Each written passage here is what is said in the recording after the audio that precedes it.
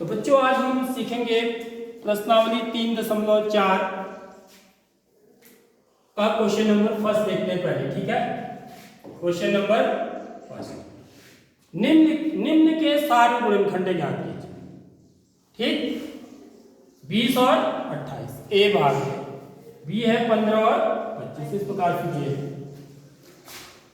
तो सबसे पहले गुणनखंड क्या चीज होती है हम पहले सीख चुके हैं, तो फिर से बता रहा हूं आपको कि किसी भी संख्या के गुणनखंड वे संख्याएं होती हैं जिनका भाग उस संख्या में पूरी बार चला जाता है, अर्थात भाग देने पर शेष फल 0 आता है।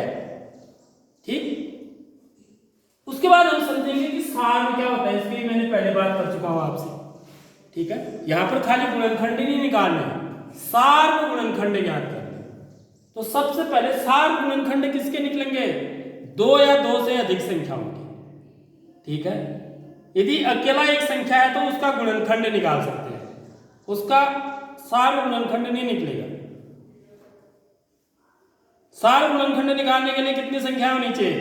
कम से कम 2 होनी चाहिए। ठीक है, तो यहां पर देखिए कैसे इसको हल करेंगे।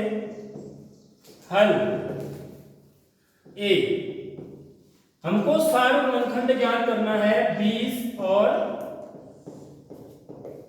28। तो सबसे पहले हम क्या करेंगे बच्चों, 20 के गुणनखंड बताएंगे। 20 के गुणनखंड बताने के लिए हम ये देखेंगे कि वे कौन कौन सी संख्याएं हैं जिनका भाग 20 में पूरी बार चला जाता है, वही 20 के गुणनखंड होंगे। ठीक है, तो इसको हम ऐसे भी कर लिखते हैं कई बार। देखिए सबसे पहले 1 से शुरू करते हैं। 1 का भाग हर संख्या में चले जाता नहीं जाता? 1 का भाग हर संख्या में पूरी बार चला जाता है। तो 20 को क्या लिख सकता हूं मैं? 1 गुणा 20। देखो 20 से कम 20, इसका मतलब 1 का भाग 20 में जाता है। इन दोनों को गुणा करके इसी के बराबर आ रहा है ना। दूसरा देखिए, और क्या, 1 के बाद आगे 2 का भाग भी आता है 20 में पूरी बार। 2 गुणा 10, 2 दशम 20, 2 दशम भी 20 ही होता है। अब 3 का भाग 20 में जाता है नहीं जाता है? पूरी बार भाग तो जाता है लेकिन पूरी बार नहीं जाता, यानी कि भाग देने पर हमको कुछ न कुछ शेष अवश्य मिलेगा, इसलिए हम 3 नहीं लिख सकते यहां पर। इसका मतलब 20 का गुणनखंड जो है ना, पहला क्या है बच्चों? 1 है, इनको लिख देते। दूसरा क्या है? 2। ठीक है, इस प्रकार लिखते जाएंगे। अब 3 का नहीं जाता है, 4 का जाता है। 4 गुणा कितनी बार? 5 बार। 4 पंचे 20 होता है। तब भी मैं 20 कैसे निकाल सकता हूं ना, मैं किन संख्याओं को गुणा करके मैं 2 संख्याओं को गुणा करके 20 प्राप्त कर सकता हूं। एक तो 1 को 20 से गुणा करके प्राप्त कर सकता हूं, दूसरा 2 को 10 से गुणा करके भी 20 आएगा, 4 को 5 से गुणा करके भी 20 आएगा। समझ में आ रही बात? तो इसका मतलब अगला गुणनखंड क्या हो गया? 4। ठीक है, अब देखिए 5 को 4 से गुणा करके भी 20 आएगा। ठीक है, मेरे को क्रम से आगे बढ़ रहा हूं मैं, देख लो 1 से शुरू करना है, नहीं तो हमारा कोई गुणनखंड छूटना नहीं चाहिए। ठीक है, तो अगला गुणनखंड क्या हो गया? 5, क्योंकि पंच को भी 20 होता है। अब देखिए, अब किसका भाग जाएगा? 6 का। 6 के पहाड़े में 20 नहीं आता है, 7 के पहाड़े में नहीं आता है, 8 के पहाड़े में नहीं आता है, 9 के पहाड़े में नहीं आता है, 10 के पहाड़े में आता है। 10 गुणा 2, यानी कि 10 दूनी भी 20 होता है। तो अगला गुणनखंड क्या हो गया? 10। इनको लिखते जाना है, 1 2 4 5 10। अब क्या आएगा? अब किसका भाग आएगा? 20 का ही आएगा। 11 का भाग भी नहीं जाता है 20 में पूरी बार, 12 का भी नहीं जाता है, 13 का भी नहीं, सीधे किसका आता है? 20 का ही आता है। 20 का भाग कितनी बार जाएगा? 1 बार। तो अगला गुणनखंड क्या हो गया? तो देखो बच्चों, देखो ऐसे हम गुणनखंड निकालते हैं। तो 20 के मैंने सारे गुणनखंड निकाले। क्या क्या है वो?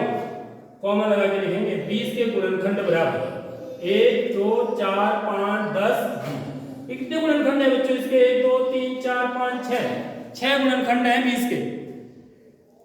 ठीक है, अब ऐसे किसके निकालेंगे? अगली जो संख्या लिखी है इसके साथ 28 के गुणनखंड, 28 के गुणनखंड बराबर। तो यहां पर भी वही रखना, 28 लिखेंगे तो सबसे पहले 1 तो होगा ही होगा, 1 गुणा 28। अब 2 का भाग जाएगा नहीं जाएगा 28 में? क्योंकि हमने विभाज्यता के नियम सीख लिए। तो विभाज्यता के नियम के अनुसार यदि इकाई का अंक 0 2 4 6 8 होता है तो वह संख्या 2 से विभाजित होती है। तो 2 का भाग 28 में कितनी बार जाएगा बच्चों? कोई बच्चा बता सकता है? कोई बच्चा बताइए। को दुनी 28 होता है, बताओ। पहाड़े यदि आते हैं आपको तो को दुनी 28 होता है 14 बार, 14 दुनी 28 होता है। अरे 28 का आधा कर दो ना सीधे, 2 से भाग देने का मतलब आधा करना होता है। तो 28 का आधा कितना होता है? 14। तो 2 गुणा 14। 3 का जाएगा नहीं जाएगा? देखो 3 से विभाज्यता की जांच, 8 में 2 जोड़ो 10 में 3 का भाग हो जाता है। हम समझ गए ना? देखो विभाज्यता का नियम याद करके बहुत फायदा होता है, हम बता सकते हैं। उसके बाद बिना भाग दिए ज्यादा दिमाग भी लगेगा आपका। ठीक है, इसमें 3 का भाग पूरी बार जाएगा या नहीं जाएगा? 4 का जाता है, 4 7 28। कितनी बार जाता है? 7 बार। 5 का नहीं, 6 का नहीं, ठीक है, 7 का हाँ, 7 चौको 28। फिर 8 का, 9 का, 10 का, 11 का, 12 का। अब सीधे किसका जाएगा? कोई बच्चा बता सकता? 14 का जाएगा। 14 2 गुणा 14 लिखा ना, तो अब क्या आएगा? 14 गुणा। और देखो बच्चों ये उल्टा आने लगता है ना, यहां से देखो 4 गुणा 7 आया ना, फिर 7 गुणा 4 आ गया, देखो उल्टा आ गया ना। अब फिर ये आएगा, इसके बाद क्या आएगा अंत में? ये आएगा, यानी कि 28 गुणा 1। समझ में आ गई नहीं? तो ये इसके गुणनखंड होंगे 28 के। देखो 1 2 4 7 14। समझ में आ गई नहीं? तो गुणनखंड हमने निकाल लिए। अब हमें क्या निकालना है? सार्वगुणनखंड, कॉमन फैक्टर। क्या बोलते हैं इसको? Common factor. अंग्रेजी में बोला जाता है कॉमन फैक्टर्स, यानी कि सार्वगुणनखंड या उभयनिष्ठ गुणनखंड या सर्वनिष्ठ गुणनखंड, इतने नाम है इसके। ठीक है, इसलिए 20 और 28 के सार्वगुणनखंड, सार्वगुणनखंड। सार्व का मतलब होता है जो दोनों के हैं बच्चों, जो दोनों के होते हैं। पहला कौन सा? देखो 1 दोनों में, ठीक है, तो 1 आ जाएगा। फिर 2 भी दोनों में, 2 भी आ जाएगा, कॉमा लगा के लिखेंगे। ठीक है, कॉमा लगा के। फिर 4 भी दोनों में, 4 आ जाएगा। अब देखिए, अब बाकी सब इनका कोई जोड़ नहीं है, यहां है तो यहां नहीं है, यहां है तो कॉमन अब नहीं। तो सार्वगुणनखंड 3 ही है इसके। समझ में आ रही बात? तो 20 और 28 के सार्वगुणनखंड क्या हुए? 1 2 4। 1 2 और 4। आगे बात समझ में? ऐसे ही आप इनको निकाल सकते हो। तो इनको निकाल के मुझे दो, ठीक है। अब देखिए बच्चों सेकंड क्वेश्चन कैसे करेंगे हम। निम्न के सार्वगुणनखंड ज्ञात कीजिए। तो इसमें क्या है, हमारे 3 संख्याएं दी हुई है, यहाँ 2 ही थे तो यहाँ पर 3 है। ठीक है, तो ए वाला भाग हम करने वाले हैं 4 8 और 12 के क्या ज्ञात करने हैं हमको? सार्व गुणनखंड। क्या बोलते हैं इसको? सार्व गुणनखंड।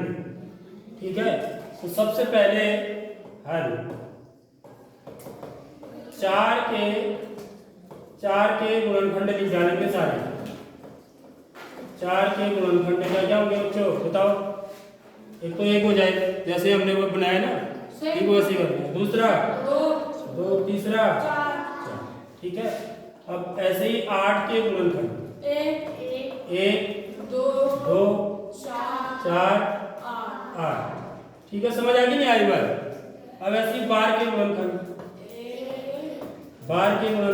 1, 2, 3 भी होगा, 4 भी होगा, 6 भी होगा, 6 दूनी 12 होता है। उसके बाद क्या आएगा? 12। तो इतने गुणनखंड होंगे। हरी बात समझ में? अब हमको सार गुणनखंड, इसलिए 4, 8 और 12 के सार